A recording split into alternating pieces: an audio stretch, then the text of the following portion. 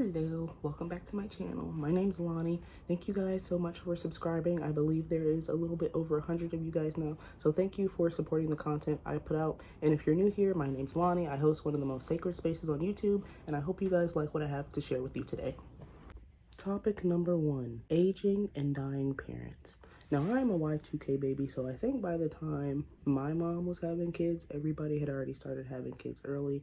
Unfortunately, my mom did not. So my mom ended up having me when she was 41 years old. So at 26 now, she's a lot older, and I am dealing with her aging differently than I guess people in my peer group would, because if you don't have older parents, it's like it won't click to you. Like, my mom is in need of a kidney transplant. She's on dialysis waiting for a kidney transplant, and it's like I feel pressured to give her grandchildren. Like, I don't want anything to happen to my mom before she gets to have grandchildren. And in the real world, it's like I don't really know many other people. Like, I know a few other people who also have older parents, but it's like you can't really connect with them because they don't really have that experience, or like their parents might already have grandchildren. So it's like, it's not really the same. So I can only really come on my own space and talk about this kind of stuff.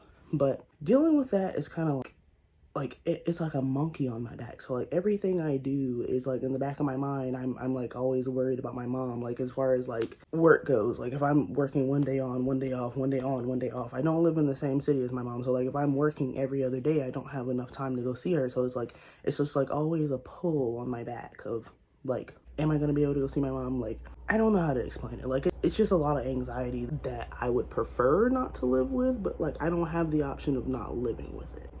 Like, I don't have to take care of my mom. Like, nobody has to take care of her. She's still fine. She's just living on her own. It's just more so like, this is the lady who raised me. So like, this is the lady who I used to play kickball with. A lot of people, like, when they see you have old parents, they think that they've been old your whole life. Like, no, they haven't been. So it's always hard for me to just like ever talk and get that like that reciprocation of like, I see how you feel, or I see how that would affect you. So my work-life balance is very off. Which brings me into my next topic, career questions. It has never been as intense as it is now, but like people always asking me like, well, what do you want to do with your life? What do you want to do with your degree? And it's like everybody and their mother knows my degree, my focus is political science. That was a degree I chose when I was like 18 years old. I chose that degree when I chose that major when I was 18. So like that was almost 10 years ago. That's when I chose my major. So like, I don't think people are living in the same reality as me. Like, when you have to like look at me, look at our country, what do you think I could do from South Carolina here? And it's like, I hate having to have that conversation with people, because they're always like, oh no, you could do it. Because like when people look at you and they see like you're gifted or you're different, they want you to do all the work for them. It's like, y'all just saw what happened to Kamala. Like, it's like, what do y'all want me to do? So like, I put my degree on the back burner. I am 3 credits away from my bachelor's degree in political science with a minor in psychology. So, and it sounds really great, but at the same time, this has been my major. So like, I have looked into this. And as far as like being here and not having to relocate, somewhere else, they want you to start in law enforcement. And that's not something I want to do. Like, that was never in the cards for me. I don't want to be a police officer. I don't want to put myself in that kind of danger. I don't want to do that as the person who I am. Just as a rule of thumb for everybody, please stop asking people about their career choices. And when they're like, let people do what they want to do. Like, I know this one girl has a marine science degree. She bartends and she's a server. Like, let people do what they want to do. Let people do what is going to make their life more comfortable without you needing to put your thoughts on what you think they should be doing or what would be good for them to do onto them. Because sometimes it's working in this day and age is not like for everybody, if that makes sense. Like, the grind is not for everybody. That grind is not found in everybody. And I am one of those people. Like, the grind is not going to be found in me. Like, I will not be able to grind for a company. It's just what it is. In the point in my life that I'm at now, career-wise, I don't really see, and this just could be because I also fall into Gen Z, but I don't really see a career as something as being rewarding. Like, I hope I don't offend anybody, but like, I don't see myself going and working to the bone for 30 years just to retire comfortably. Like it just doesn't really compute to me. So I really prefer for my life to be more circled around like my family and my own home that I'm creating like a comfortable space for me and them.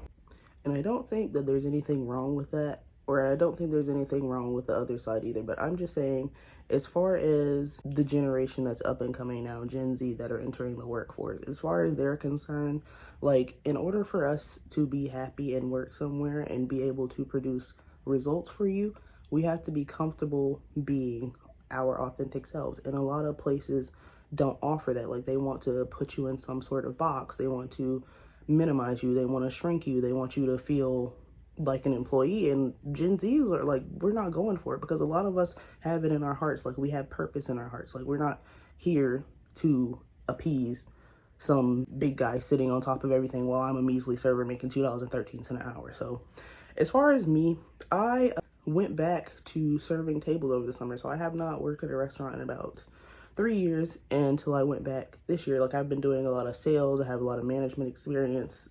Keep mind you, I'm 26, but I went back to the restaurant industry because it's big money. Knocked over my cup. It's a lot of money for little effort. Like, I don't have to do back-breaking work. Like, taking care of tables is fine. Like, some people don't tip. That has never bothered me because I know if I'm a good enough server, I'm gonna make it up on another table. But I went back to serving tables, and here's what happened. So here's the story time about this. So I was at this restaurant. We had to wear black shirts, black undershirts, black belt, black socks, black slip-resistant shoes. Cool, okay? So multiple people had got sent home throughout the summer. Like, at the time, we had there's 80 of us on the schedule. So that was including servers, food runners, bussers. There's 80 of us on the schedule during the summer.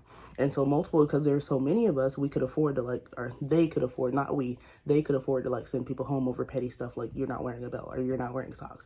Now me, I've never been sent home for one of those. Like, every day I got there on time, because they would send you home if you were literally 60 seconds late. They would send you home. If your shift starts at 10:15, you need to be there by 10:15, or else you will get sent home at 10:16. So I always had on my belt. I'm always on time. I always had on I didn't have on an undershirt. They never checked the undershirts because, I mean, that's illegal, but didn't really wear undershirt. But I always had on my socks, my belt. I'm on time. So stuff that needs to be checked was always checked. I'm always there. I'm getting there. I'm getting my stuff done. So, and I did this all summer, all summer, 5 days a week. So at the end of the summer, I didn't expect for my hours to just get chopped down to 2 days a week. So I went from working 5 days a week, making over $100 a day, to making it to 2 days a week. And I mean, there was no warning about it. There was no hey, if you guys need to, go ahead and get a second job. It was just they kind of took that from me. I felt like it was a power play because I've been working here. Like, if I would have known that y'all would cut my hours down drastically, I would have been started looking for another job. Okay, lo and behold, but anyway, not lo and behold, but that's besides the point. I just wanted to make the point that you can come and be a good employee and do everything you're supposed to do, and they will still, like that restaurant did, pull the rug from right up under your feet and not tell you anything about it. But I've said lo and behold because I just got a text. They put me in a group chat. I thought I was fired because they have not put me on the schedule. I have not been there in months. Now, what had happened was I ended up calling, because it went down from 2 days, because first I was 5 days, and I went down to 3 days, and then I went down to 2 days, and I was working 1 day, and I let that go 2 weeks, and then I was like, hey, I think there's a little bit of confusion about how many days on the schedule I need or how many days I need on the schedule in order for me to keep working here. And after that phone call, the lady took me off the schedule completely because I stood up for myself. And I was like, hey, I've been working 5 days a week. You can't just kind of give me 1 day a week and just not tell me or anything like that. But they did. And she took me off the schedule, and then I guess she told everybody I quit because I called her and I said that to her. She told everybody that I quit. So when I showed back up, I was like, oh my God, I thought you could, basically turning it around on me as if they didn't stop scheduling me. So that happened, and this was back in September. It's January now. So I got a text. I've been getting texts. They need servers all of a sudden. Now they need servers to come in. But it's when you had all of those people all summer and you were taking us for granted, I mean, how many people, I mean, I guess this is the first year that they have had people actually leave. I don't know. Like, I just thought it was weird. Like, you haven't put me on the schedule. And then I asked, but once I had that phone call, then once I called her and I was like, hey, I need to be put on the schedule, she still only gave me 2 days. So at the most, after the summer, I've only been working like 2 days a week on the schedule, 2 or 3 days a week. So of course it's like the job is useless to me. But yeah, anyway, the point of me telling you that was like, it doesn't really, I feel like personally, because this is not the first time. Now, this is just the freshest wound that I can remember, but it's not the first time that this has happened to me. And I ended up getting a new job. So the reason why I haven't been scheduled recently is because there were some new training videos. And so they want you to do the training videos while you're on the clock. But if anybody walks past you and sees you like staring at your phone, they're going to ask you to find something to do. So I could never get through the videos at work.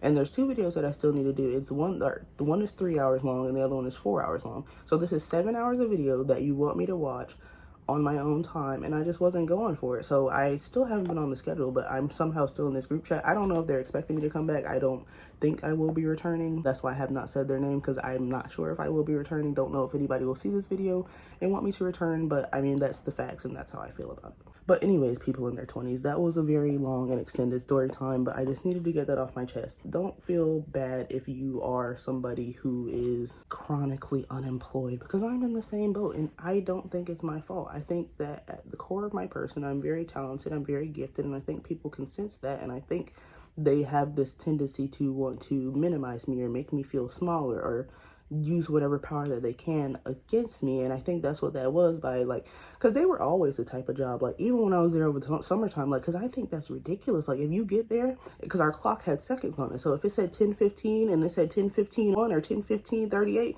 like you said you're 38 seconds late, they would send you home. And it was like they were always like dangling money, like, y'all want to be here, y'all want to be here, if you don't want to be here, you don't get no money, you know, we need you to be here. Like it was always like they were like dangling the money or like the tables in your face. So I think it just kind of backfired on them, that I was just kind of like, well, he kind of took me off the schedule. So I went and found a new job. And I did not do the videos because, one, that was 7 hours that you wanted me to do that I didn't really have time for. And I was like, okay, well, this will give me enough time to train at my new job. And if things didn't work out, I was going to do my training and keep working there, even though it's only 2 days a week. Like, it's really not enough money to keep going back for. But that is my employment story of this year. That's what I spent my summer doing. I will tell you guys what I'm currently doing. If you follow me on TikTok, you can follow things in Snapchat. You can follow it on real time, because you just have to see it in real time to see what's going on, because it's going to be another long story. It's not going to be a good one. It's not going to be a good one. But I feel like now I have to tell y'all, because y'all going to think I'm just unemployable. I'm not going to tell you anything about where I work or who I work for or what I do. But you guys, I've only worked there because this last thing with the restaurant job happened a couple months ago, and then I had gotten a job in between there, which is another long story. I need to do a whole story section of like jobs and why they failed me and why I failed them and how we failed each other and why it was just a failure.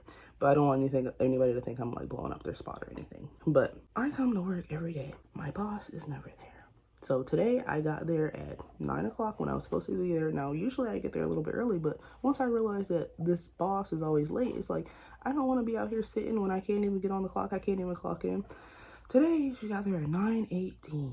This is the job that I'm currently working. So yes, I'm recording this in real time and keeping it on TikTok, so it doesn't look like, because when you put it all on YouTube and you're just like, this happened after this happened, it looks bad. But I'm recording everything in real time, so you can see like, yes, I am, which I think will help me out in the long run, because just coming and telling you that I'm constantly unemployed is not really helping anything.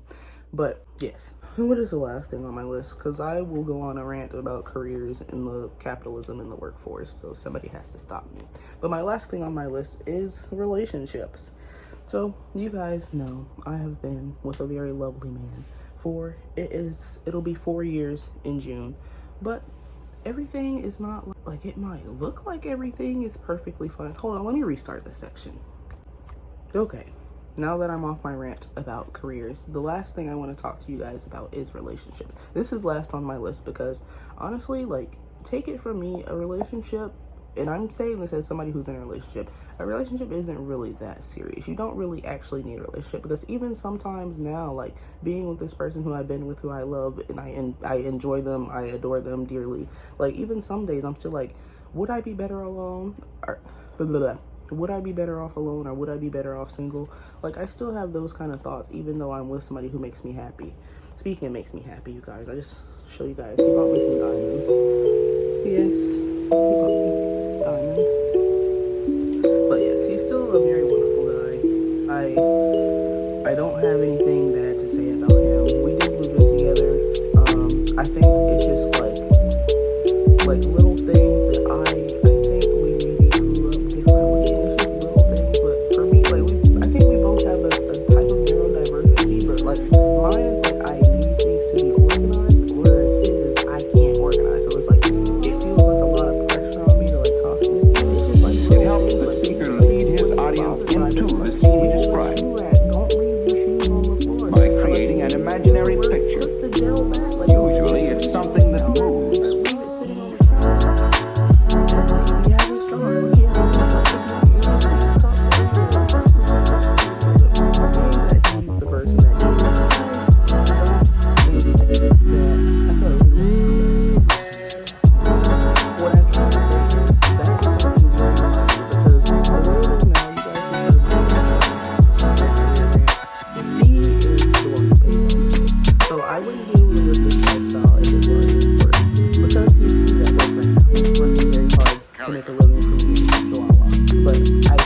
I'm not complaining. It's a simple cup. I don't mind cleaning. It's just I mind cleaning every day. And it's not even that I have to clean every day. It's just every day I have to pick up something that I did not put down there. So if you know what's going on in my head, you know what's going on in my head. Like you get it if you get it. Like I'm about to crash out. I'm not a crash out. I don't like people doing that. But really, I think that's really all I have to say. I really don't know if people So then, why? This